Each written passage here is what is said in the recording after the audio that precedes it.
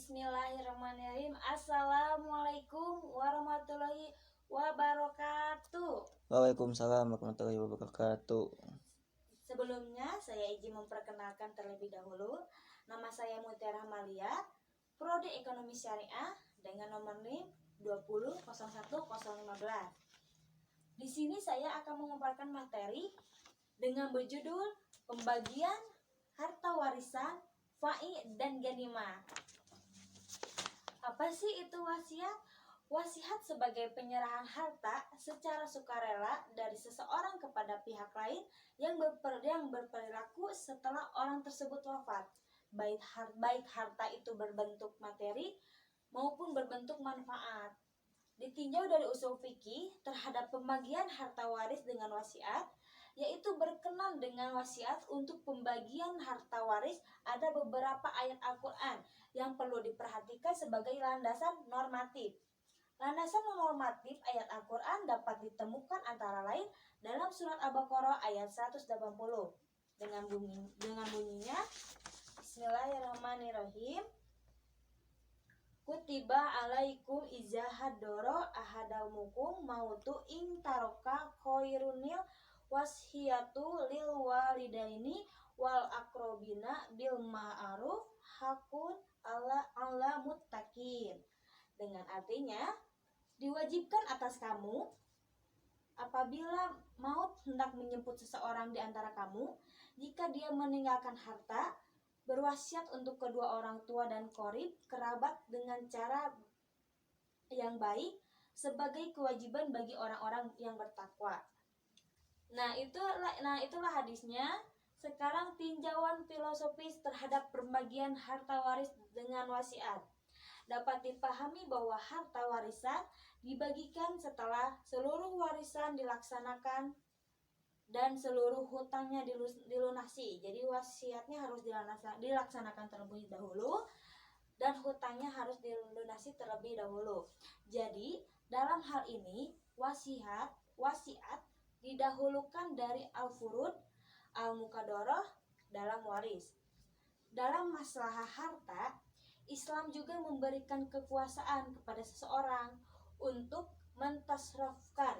Apa sih mentasrufkan itu? Yaitu mengelola atau menggunakan harta sesuai dengan kehendak pemiliknya selama tidak bertentangan dengan ajaran Islam itu sendiri. Selanjutnya ada beberapa pembagian harta warisan. Yang pertama itu pengertian wasiat. Istilah wasiat berasal dari bahasa Arab yang berarti tausiah.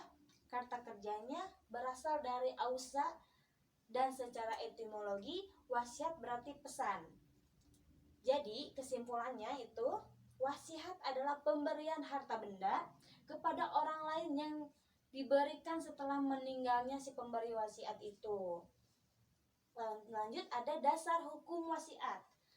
Wasiat berlaku setelah orang berwasiat itu meninggal dunia. Dan menurut hukum Islam, pelaksanaan wasiat didahulukan dari pelaksanaan kewarisan dengan memperhatikan batasan-batasannya. Ada wasiat wajibah, yaitu suatu wasiat yang diperuntukkan kepada ahli waris atau kerabat yang tidak memperoleh bagian harta warisan dan orang yang wafat karena adanya suatu halangan syara. Yang keempat, pengertian hibah. Kata hibah adalah bahasa Arab yang berarti kebaikan atau keutamaan yang diberikan kepada suatu pihak kepada pihak yang lain, yaitu berupa harta ataupun yang lainnya. Jadi hibah adalah pemberian suatu untuk dimiliki tanpa adanya ganti sesuatu semasa hidupnya. Jadi itu tergantung keikhlasannya. Ada fai dan ganimah. Apa sih fai itu? Fai dalam Islam adalah harta yang diperoleh dari kaum musyrik tanpa melalui perang. Harta semacam ini cukup banyak ketika itu karena penakluknya yang dilakukan oleh para pejuang-pejuang Islam cukup masif sehingga tidak mengherankan jika Islam di era-era penakluk banyak yang tergiur dengan harta yang diperoleh dari istana-istana Romawi pada saat itu, seperti emas dan perhiasan-perhiasan berharga lainnya. Terkait dengan dengan fa'i dalam Al-Quran disebutkan dalam surat Al-Hajj ayat 7 yang bunyinya Bismillahirrahmanirrahim.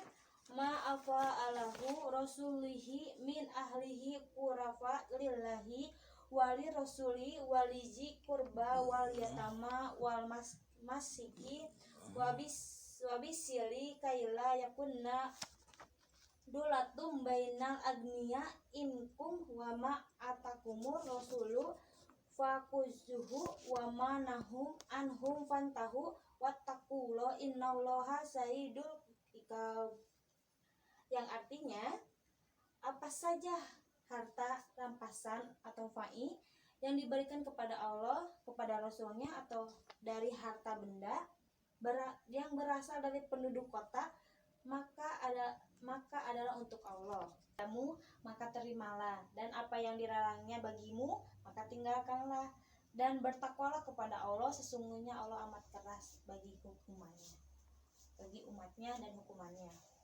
Yang terakhir, ganimah. Ganimah adalah sebuah kesalahan dan keliruan yang fatal.